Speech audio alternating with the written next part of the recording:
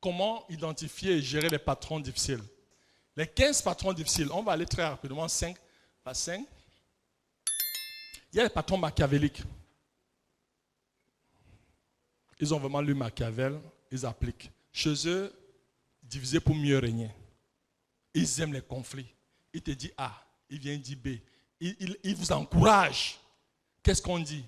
Il n'y a pas les infos pour moi. Vous avez les colériques, ils crient. Il n'est jamais content. Un petit truc, boum, il crie. Donc l'ambiance est toxique. L'orgueilleux, vous êtes tous des feignants. Si je ne vous avais pas recruté, vous pouvez faire quoi? C'est grâce à moi. J'ai même pitié de vous, il peut vous chasser. Le bourreau du travail, bon, je ne sais pas où on va me mettre. Ici, celui-ci, même dimanche, il appelle. Bon, je ne suis pas dans ça, non? Hein? Vous m'avez mis où là? Bon. La girouette, you know. Quand il y a l'argent, le gars disparaît avec tout l'argent. Quand il n'y a pas, il est gentil, il vous raconte des trucs, les promesses. Quand le virement, il vous dit, quand vous voyez là, si tu n'as pas viré depuis, il dit, l'argent passe. Depuis 2 mois, il y a des patrons ici, on dit comme ça, vraiment entrepreneur là. Deuxième, on a dit on met aussi une femme parce que, bon, il y a ceux qui communiquent très mal. Ils doivent travailler ça. Il y a les narcissiques, they praise themselves a lot. Tout est centré autour d'eux. J'espère que je ne suis pas là. Le boss opiniâtre, ou Sabitou, he knows everything. And nobody, il n'écoute pas. Quand il a parlé, même si le bateau est en train de cracher, on laisse. Le désorganiser, vraiment. Là aussi, lui, il est absent dans tout ce qui est excellence opérationnelle. Il y a des gens dans son bureau, il dit, va prendre le dossier qui est dans l'armoire. Tu arrives dans l'armoire comme ça, il y a même 700 dossiers. Tu dis, c'est où? Il dit, là-bas, dans l'armoire. Ou bien quand tu es dans son bureau, il y a au moins 50 dossiers. Et quand la ménagère a bien arrangé, qui a touché? Parce qu'on a arrangé. Lui, c'est dans le désordre. Bref, le tiercé, il gagne dans le désordre. Mais ce n'est pas bien, ça embrouille les gens. Il y a le boss qui n'est jamais là. On dit en pidgin, absentee landlord. Il n'est jamais là. Vous voulez que l'entreprise marche? Hein? Les gens vont faire ça bien pour toi. Et puis la dernière catégorie, vous avez les boss sans personnalité. Il ne dit jamais oui, il ne dit jamais non. Tu te demandes, on ne peut pas être entrepreneur sans le leadership. Hein? Les surdiplômés, le gars est beaucoup allé à l'école. Bon, j'aime bien, j'ai lu les premiers livres, le tome 1 de Dr. Moui. C'est clair, quand on cite tous ces gens qui ont réussi, c'est extraordinaire pour voir que finalement, apparemment, l'école là, c'est terrible. Hein? Nous qui sommes allés à l'école là, c'est une punition. Hein? Parce que pour avoir l'argent, finalement, ce n'est pas les sommes qu'ils ont volées. Parce que tu es dans des études de marché, les risques, tu fais tous les calculs. Le gars est dans un 1 plus 2 vend ces trucs, ça marche. Toi, tu es là, tu réfléchis, tu analyses des risques. Tu sors le page 67 de mon cours sur la stratégie. Tu mets un peu à côté, bon, oui, en marketing. Non, monsieur. Finalement, le diplôme la rend malade. Il est beaucoup allé à l'école. Il y a le maladroit, le boss envahissant. Donc, tu n'as plus d'espace de vie privée. Il faut toujours, et ça, c'est aussi des formations qu'on donne, parce qu'il faut donner l'espace. Ce n'est pas seulement physique. Les gens, même l'intimité, on a beau être le patron, il faut faire attention. Il ne faut pas aller dans l'intimité des collaborateurs. S'ils le permettent, s'ils ne permettent pas. Et enfin, c'est revenu le boss absent. Donc, et dans tout ça, comment on gère un boss difficile? Ça, je l'ai beaucoup utilisé dans mes sessions de coaching avec certains membres de CODI qui ont peut-être des challenges avec le DG. Parce que quand le DG paye pour un coaching pour ces gars, ce que nous on fait aussi, c'est d'être des intermédiaires. On peut passer des messages, les collaborateurs peuvent nous dire des choses, Et comme le DG nous fait confiance, parce que si un directeur général paye autant d'argent, des millions, pour qu'on accompagne son collaborateur, vous voyez les entreprises qui vous confient un CODI. Et à partir de là, il faut être sincère aussi. Il y a des moments, on peut voir le DG. On explique. Je le dis parce que j'ai le DG dans la salle. Et avec toute l'amitié fraternelle, on se dit des bonnes vérités. Alors vous verrez, donc ça c'est quelque chose qui revient très fortement. Donc c'est un module qu'on a développé. J'ai voulu partager avec vous. Je dis toujours aux collaborateurs qui se plaignent de ses patrons, de chefs, que il faut évaluer la relation professionnelle. La plupart du temps, nous sommes trop dans l'émotion. Parce que qu'est-ce qui ne va pas? Non, mon chef ne m'aime pas. Coach, tu ne peux pas comprendre. Il est difficile. Let us be factual.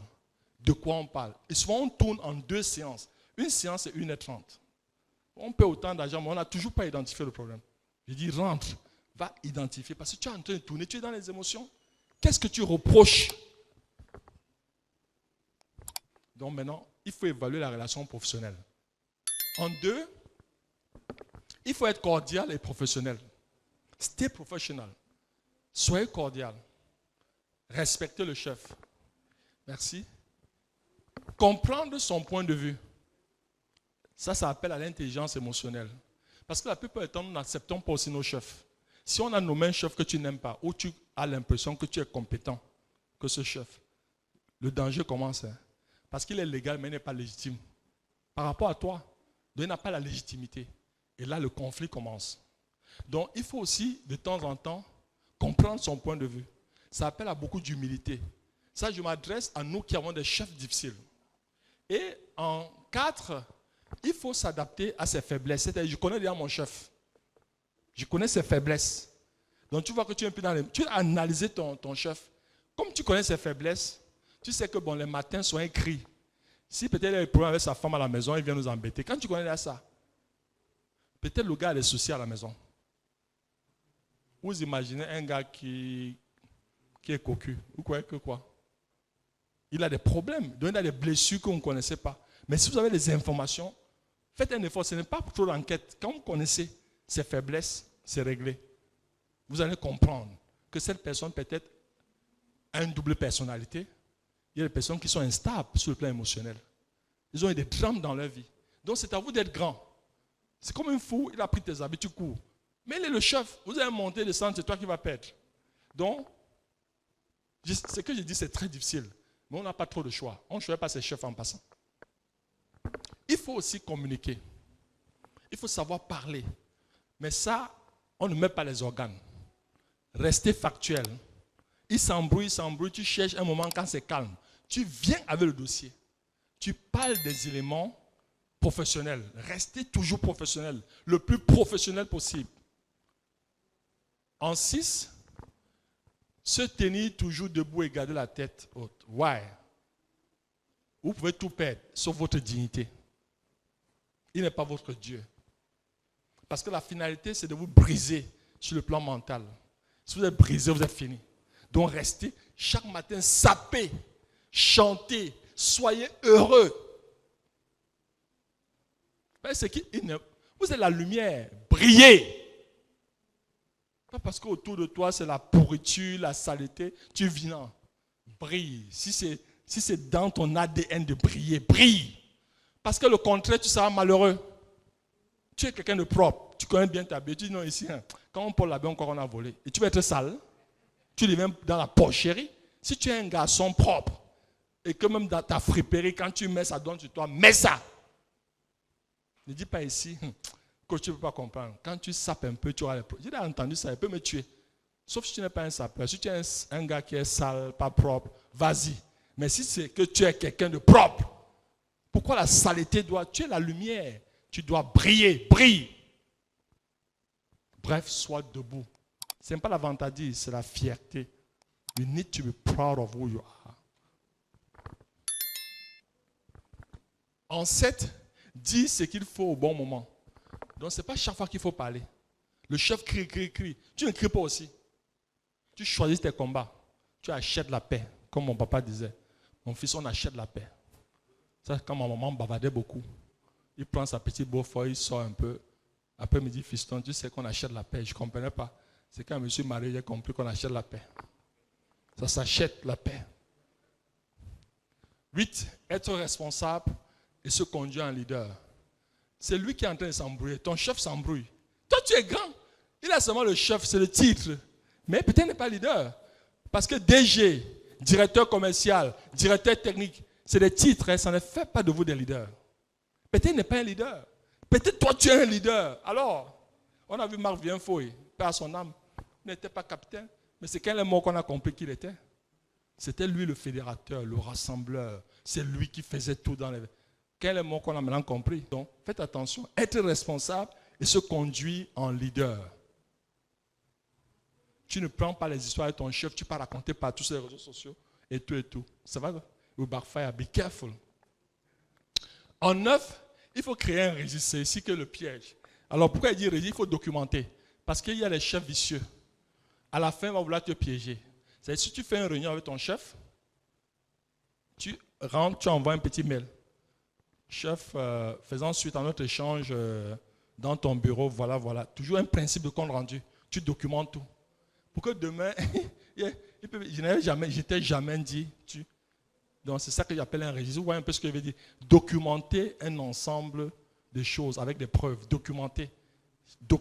Parce que demain, ça c'est au cas extrême, où il y a une crise réelle, où on veut ta tête, tu sors ça parce qu'il faut avoir des éléments. Et enfin, en 10, il faut admettre qu'on ne pourrait pas changer votre patron. Hein. Alors, je mets ça en 10. Vous ne pourrez pas le changer. Sauf si vous voulez partir. Je disais à Gordon en blaguant, souvent certaines démissions, c'est pas toutes les démissions. D'autres démissions, c'est les opportunités et tout. Mais il y a des démissions où on part parce que on est fatigué du chef, quoi. C'est-à-dire, un moment, tu veux la paix et puis tu t'en vas. Donc voilà.